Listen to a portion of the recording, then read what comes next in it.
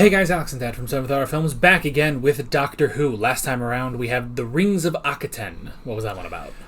So they go off into this distant galaxy where there's this giant sun that has rings around it. Anyway, that's only peripheral to the story. Apparently there is some kind of creature that the people who live on the planet circling the big sun must sing to keep it asleep, because if it wakes up it will devour them or something. Anyway, of course everything goes wrong, and Clara and the Doctor have to save the little girl who is the singer of the song. And anyway, I think we said it was an okay episode. The primary story we thought was kind of odd, but I really liked the fact that the music, literally the whole episode had this music in it to help, soothe or keep the monster asleep. I thought that was very well done. Other than that, it was not up to the Snowmen and others that we have seen. Oh yeah, it was fine. So that is a lot of people's opinions just on this half of the season. It's just like, it's fine.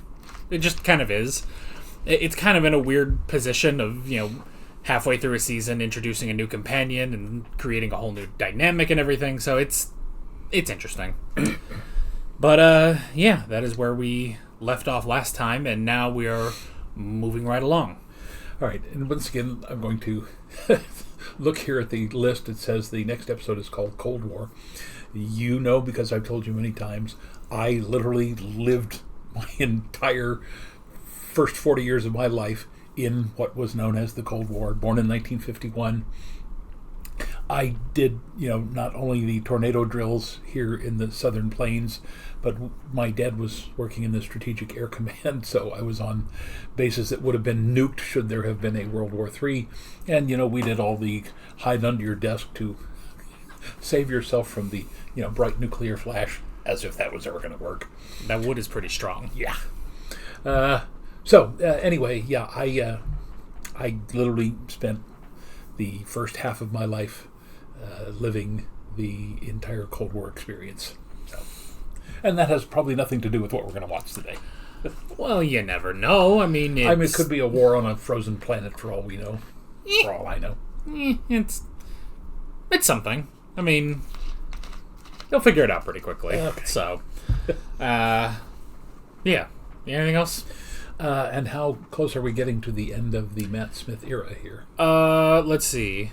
This is episode 8. So after this episode, there will be 5 more episodes of this season, and then the 50th, and then the last Christmas special. Okay. So, his last Christmas special. So, about 7-ish. Okay. So, and I hesitate to put the number 6 before that,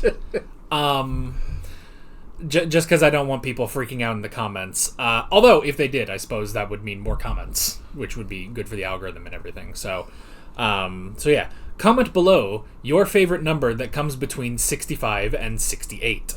No, 66 and 60. I'm tired, all right? I can't think properly, and I can't do these memes of the youth that they've got, all these Gen Alpha memes. Look, I want to put it out there, and I've said this 10,000 times. I am barely classified as Gen Z. For most of my life, for about the first 20 years or so, I was classified as a millennial. And then somewhere about 5 or 10 years ago, they decided that 1997 is the beginning of Gen Z. So now I am a Gen Z. So technically, I am one generation ahead of Gen Alpha, but I could not be further from that, and still be one generation ahead. God forbid whatever the generation beta memes are going to be. I think it's just going to be unfortunate since they're called Generation Beta. Poor saps, they've already been memed to death. So, but I've mentioned before, my brother and I were 3 years apart. And even though he was technically a baby boomer, he was not. He was a 50s kid and I was a 60s kid. I really remember things from about 1957 on. I have memories very strong memories of what I was doing when I was 5 and 6 years old. Not before that, but yeah, my brother and I were completely different. Yeah.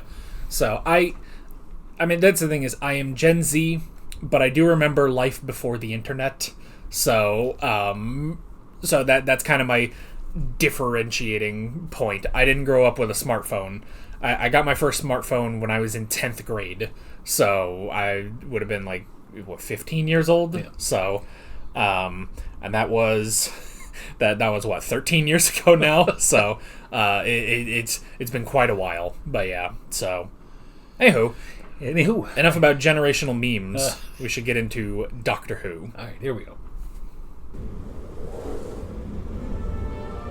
1983, North Pole. Maybe they're gonna go see Santa. 1983 is towards the tail end of the Cold War. Hunt for Red October.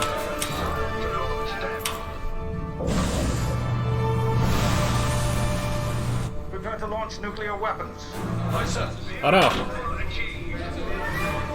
Oh no, it's getting hot in here. Have I interrupted something? We were about to blow up the world, Professor. Again. David Warner? Ultravox, I bloody love them. Comrade Captain, the NATO exercises. Saber rattling. I don't think There's so. also just a bunch Oh, of you Game of don't Thrones think actors so? in this episode. Well, at least we have something to show for our little hunting expedition. What is that? Mammoth? Probably. That sounds ominous. That's a little too small to be a mammoth unless it's a baby. It's the thing from another world. What have I done? It's alive.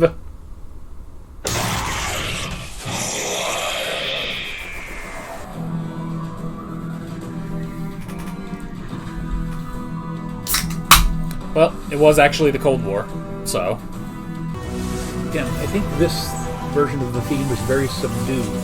I really kind of like that really thumping under beat there. Mark Gatiss.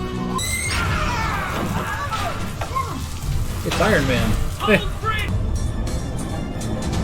So why are you descending? Go up.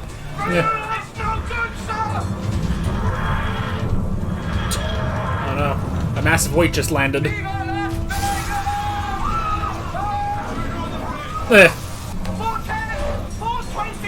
Oh yeah, 420. Are we going to be okay? Oh, yes. Is that a lie? Possibly. Very dangerous time, Clara. East and west standing on the brink of nuclear oblivion. Lots Does he have a Barbie fingers doll? on the button. Isn't it always like that? Sort of, but there are flashpoints, and this is one of them. Hair, shoulder pads, nukes. It's the 80s. Everything's bigger.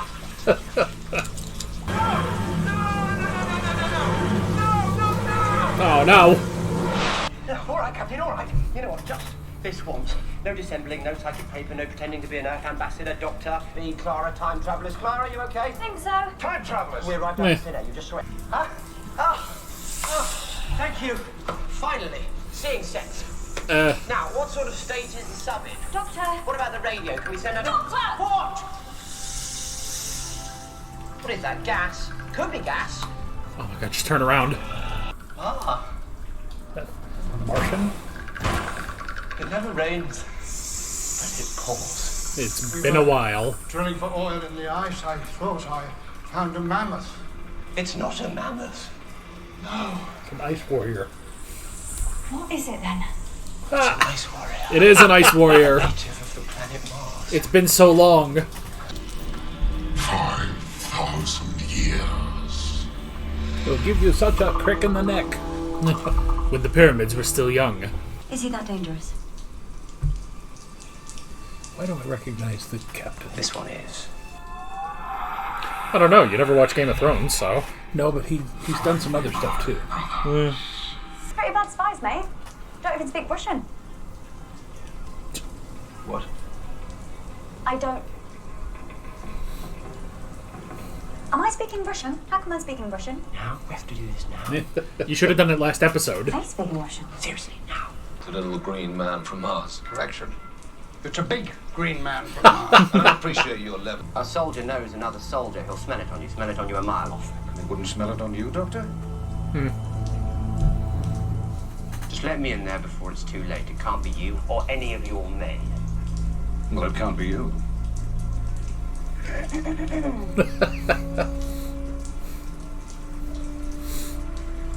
No. Well, there really is only one choice, isn't there? Yes, Doctor. What should she say? I think he wants to speak to the organ grinder, not to the monkey. I heard that. You are restrained until we can try. 5,000 years. Now my daughter will be dust. Only dust. No. Listen, your people live on Scal. They're scattered all across the universe, and Mars will rise again, I promise you. They just got to clear up some of the Let me demon help water. you. I require harm one of us, and you harm us all. God, it's like Spider-Man. How did I do? Is I okay? This wasn't a test, Clara. I know, but You were great, yeah. really? Really? Doctor, And don't ever do that again. the signal. Skaldar got no answer from his Martian brothers. No, he's given up hope. Hope of what? Being rescued. He thinks he's been abandoned. I would bet this is a very cold set. Oh, yeah. With water dripping everywhere. Now, where did the TARDIS go? Okay. It's just gone. It just paced out for some reason. Who's there? Shooting off a firearm in a submarine is almost as bad as shooting off a firearm in an airplane. What do you want with me? Much. Oh, now, what do you want with me? Comrades, you know our situation. Aliens. And we have got to find him. Will this help? Ah, you saved it. No, it was on the floor with this. Professor, I could kiss you. If you insist. Later. You know Hungry Like the Wolf? What? Duran Duran, one of my favourites. Come on. What was that? Pressure. Just pressure. We're 700 meters down, remember? Don't worry about it. Think of something else.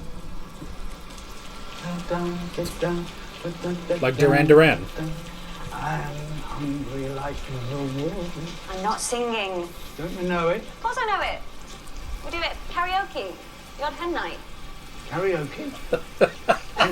Oh, yeah. Do you know what karaoke comes from? Never thought of it. The Japanese kara, which means hand, and or empty hand, and oke was short for orchestra. It literally means empty orchestra. Like karate is empty hand, karaoke is empty orchestra.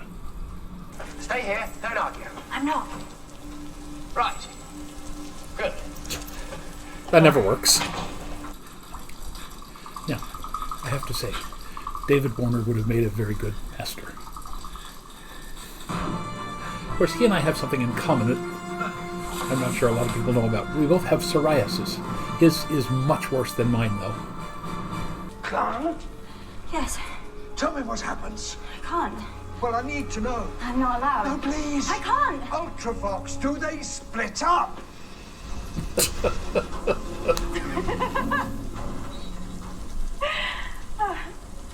Funny. You're funny. Yep.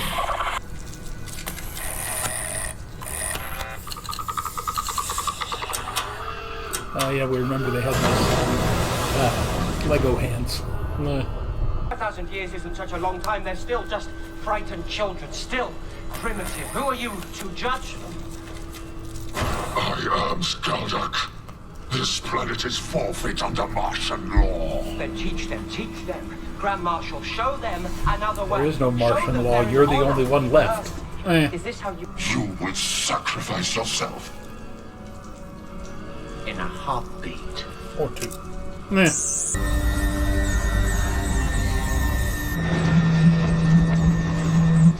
My people live. They have come for me. It just took him a little while to get here. At Station Zebra.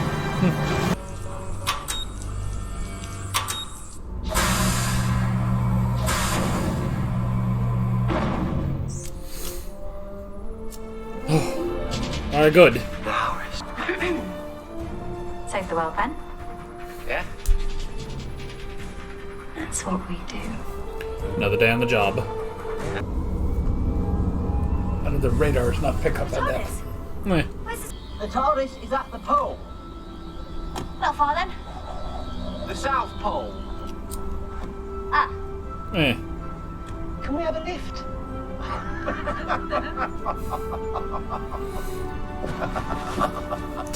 Yeah, that was a genuine question, though.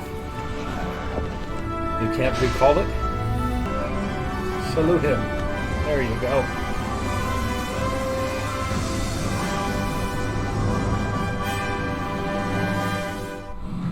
Alrighty. All right, now I'm sure that there are some who would say that that's a real kind of boilerplate plot, you know, trapped on a sub. I mean, seriously, right down to the bearded captain who although it didn't sound like Sean Connery from Hunt for Red October. But, you know, it's a confined space, you know, base under attack, if you want to do that.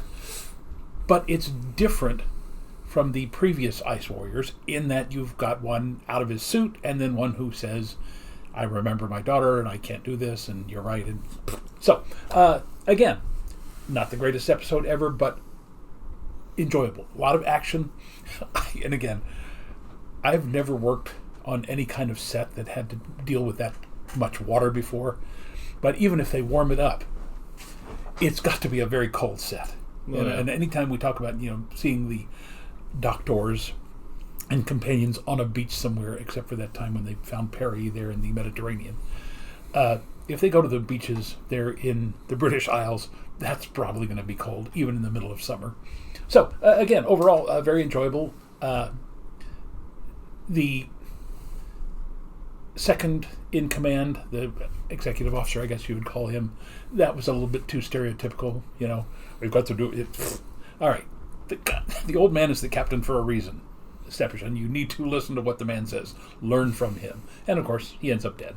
Oh, yeah. But, is the guy that just wants to go to war. yeah. I mean, that's the thing when he says, too, like, it's like, oh, well, we're both warriors, you know, we could form an alliance. It's like, well, warriors normally fight each other. There's not many alliances that happen between warriors. So yeah, it's something. I believe last time we saw the Ice Warriors was in The Monsters of Peladon, which was in 1972. So it was about 41 years ago that we last saw the Ice Warriors. Are they mentioned in that 10th Doctor, the moon base? They are mentioned in that episode of, you know, the Waters of Mars. Yeah, the Waters of Mars, where he says, you know, there used to be a proud Ice Warrior race on Mars, but they're all gone now. And so, and maybe they left because of whatever was going on with the water. So, and potentially they may have trapped it within the ice, and it was only that crew that unearthed it. So, Or unmarsed it. I guess that's true. So someone actually, there was a comment on a recent episode. It might have been one of the Sarah Jane episodes, where it's like, if a Sontaran is trying to transform the Earth into a new Sontar, is that terraforming or is that Sontar forming? And I don't know. I think it's still terraforming because you're changing the Earth into Sontar. If you were changing Sontar into Earth, then you would be Sontar forming. So I guess it would be the same. Well, it's like I was just looking at like the Wikipedia article for Mars and stuff, and it's like, you know, there's, you know, all these sorts of things that are kind of similar to Earth. You know, there's some light storms and stuff like that, and Mars quakes. And I thought, I guess they would be Mars quakes. Yeah. You can't really call them earthquakes. It's not Earth. So, but yeah, and man, it's been quite a while since we watched the first Ice Warriors episode. Yeah. In fact, somewhere over here is the DVD of it, because for some reason I had to buy the DVD of it. I think for some reason that episode wasn't on BritBox, and so I had to buy the DVD when we watched that, and that was the second Doctor. It was a long time ago. Yeah. So, but that was also, I'm pretty sure, a base under siege. I mean, most of the Second Doctor's episodes are base under siege episodes. So, but this one I think works really well, and is definitely the best episode we've had in a little while. So, yeah. And oddly enough, it to me anyway, it looked like there was the control room. There seemed to be 2 or 3 different hallways. So kudos to the construction crew, unless of course there was some set already built somewhere. I don't know if the BBC or if there was some film crew doing something, but very effective looking. They made good use of all of the costuming, the Russian uniforms and everything. And again, Mark Gatiss, who's the overall guy? Moffat. Stephen Moffat. Injecting humor into very serious situations. Clara realizes, wait a minute, why am I understanding them? Why does it sound like they're speaking English? Are we speaking Russian? And he never gets around. He finally says, it's the translation matrix. But she'd never noticed that before. Yeah. So again, well done. Again, not the greatest episode ever, but it was a lot of fun and very well done. Yeah. Well, she didn't clock last episode that most likely everyone meeting Mary and stuff like that is they're probably not speaking English at the Rings of Akaten. So she just didn't clock that. But then once they're in this place where it's oh well, they're Russians. They're supposed to be speaking Russian, and it's just well, but they're not. And then she starts to put it together why it sounds like English to her. Yeah. So it's funny because it's kind of like the universal translator in Star Trek, where it's technically with the universal translator, it should be that you kind of hear the translation from the thing, but it shouldn't match their lip movements, like dubbing a foreign film and stuff. But they're just they don't bother to film it like that because they had to, put out 22 episodes a season. And so it's just have them speak English, wave it away with that. At least with here, it's I guess technically the TARDIS makes your mind think that it makes your mind see that they're moving their mouth with the words that you're hearing, because it's all telepathic and stuff. So, and thankfully still works even when the TARDIS leaves. So now I'm sure this was as accurate. I'm sure they did their research on this, but I'm trying to remember. I think Gorbachev was the new Russian leader by this time. I know Gorbachev came in during Reagan's time, I think. Because I don't think he was there during Carter. But Gorbachev was the guy who said, we really need to kind of find a way to live with the Western world. They literally tried to overthrow him because there were some hardline Russians who thought, we've been fighting this war since the end of World War II, and we need to, Stephenson. So putting it in 1983, I'd have to go back as a historian. I would want to make sure that they got the right year. It seems to me doing this in 81 or 82 might have been better, but again, nobody other than the weirdos like me would even bother to look at that and go, was 83 the correct year? I mean, I guess it's kind of an interesting thing, the Cold War, when you stop and think about it, because it's just I feel like if you just sort of go on a surface level, you could easily be confused of well, wait a minute, they were the US and Russia, they were allies in World War II, and then just after that they were just nah. I mean, we're not going to fight each other, but if you do something, then I'm going to do something, or if I do something, then you're going to do something, and it's just on the surface, it's just but then you start going in and it's just well, they did have a common enemy. It's technically a couple, an entire axis worth of them, but I don't know, it's just kind of an interesting thing. I have not dived too deep into the history of the Cold War. So well, what it basically came down to is, yes, the two sides were really diametrically opposed. I mean, communism, the way the Russians did it, which is not true communism, but communism versus the capitalistic, semi-socialist United States, it was a war of ideologies. But there was a greater problem with the Nazis. The Japanese and the Italians, not as much. Germany was the big problem. And once Germany was defeated, then the two sides took a look at each other and went, our side is better. And Premier Khrushchev in late 50s, early 60s, literally said at one time at a speech in the UN, said to the United States, "We will bury you." That was their mantra, that the Soviet-style communism was the best and it needed to be spread around the world. The United States said, our policy will be to contain Soviet communism as much as possible. That's how we ended up getting into Vietnam, because we were worried that that if Vietnam fell, then Laos and Cambodia and all the rest of those Southeast Asian countries would fall under the Soviet style of communism, and we couldn't allow that. But here's the thing. As Winston Churchill said, the Americans will do the right thing after they've tried everything else. The American system, especially nowadays, is not perfect, but it's certainly better than authoritarianism. The Soviet style of communism literally does not work. All right, it can perhaps on a small scale. If you want to have it in a small country where you can literally control all of the people, but then you also have to control all the businesses and all the agriculture and everything else. But you try to spread that over a country as large as Russia.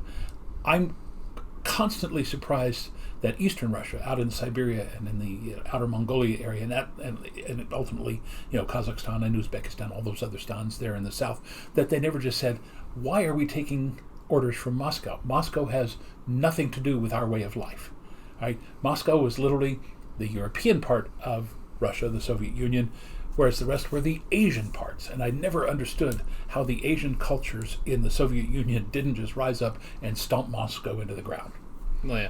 Well, and it's interesting too, because you're right about, it's like they take communism, which could be applied to like some small nation, and then they just keeps getting applied to like the biggest countries on earth. At least two. If I had a nickel for every time that happened, because it's like there's Russia, which is the biggest country, and then there's China, which is pretty big in and of itself. So, and I know there was a video I was watching where someone went to visit China because they were going to they were going to do something with anime. Apparently, anime is huge in China, like even bigger than it is in Japan, where it's from. And but they went there and they said, I'm really glad that I prepared for my trip extensively ahead of time, because if you don't, you are so screwed when you go to China. Because it's like, it just trying to be like, okay, I want to look up where to go, like where my hotel is or any of that. Your first thought, I'll go to Google. No, you're not. No, you're not. No, all that's gone. Yeah. So it's just like, I don't know. It's interesting to learn about those countries in particular. So, and I mean, I guess because of the Cold War, we still hear about Russia and tensions between the U.S. and Russia now. I don't hear too much about China these days. I don't feel like. Now, granted, I don't watch the news. You do, yeah, because you're crazy. I don't watch the news. I barely look at Twitter either. So it's just like I stay slightly uninformed. I'm informed enough, but I feel like I don't hear about China too much either. You hear about Russia, you hear about North Korea, definitely. China had some real economic problems. Growing population, literally not enough food to feed them, and there were some other problems with it. China is now coming back, and yes, they built up their military, and yes, they are essentially a threat in the Pacific area. But again, although China and Russia are both communist countries, they're different forms of communism. And it's one of those things where the Chinese would love to play the United States against the Russians, but they also need to play, basically, Russia wants to play China against the United States wants to play Russia against China. So, it's three-sided chess. Yeah, so it's just an interesting thing. The only other thing about China specifically is I know that there are a lot of Chinese people that want to play video games, but again, not many video games being sold in China. And so what will actually happen is it's very common for a Chinese person to take a quick flight over to Japan, buy themselves a PlayStation 5 and a Nintendo Switch 2, and then fly back. And it's perfectly fine. They don't have to buy any Chinese-specific consoles or anything like that. So, what's really kind of odd is American capitalism and Soviet-style communism are both hideously flawed. There is an in-between. There are countries in Europe, especially the Scandinavian countries, where they have democratic socialism, which is literally the most workable. I'm not saying it's the best, but it certainly seems to be the most workable form of both government and economy.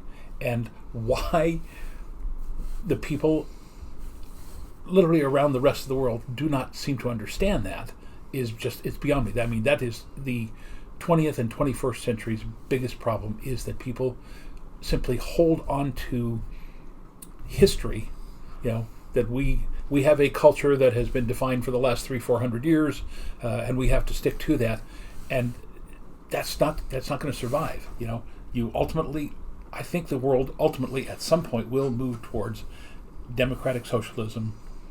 It will happen first in the industrialized world, but it's coming to Africa.